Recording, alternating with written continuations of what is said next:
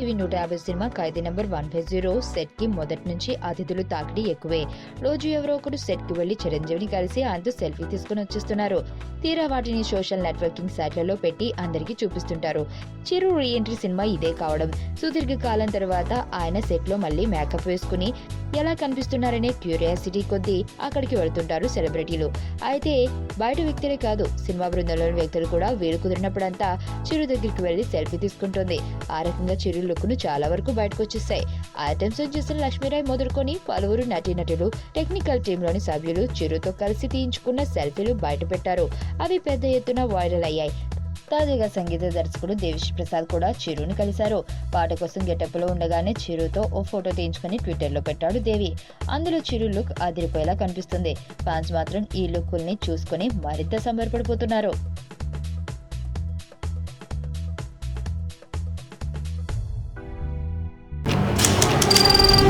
నీ స్నేహితుడు ఎవరో తెలిస్తే నీ క్యారెక్టర్ తెలుస్తుంది. నీ శత్రువు ఎవరో తెలిస్తే నీ కెపాసిటీ తెలుస్తుంది.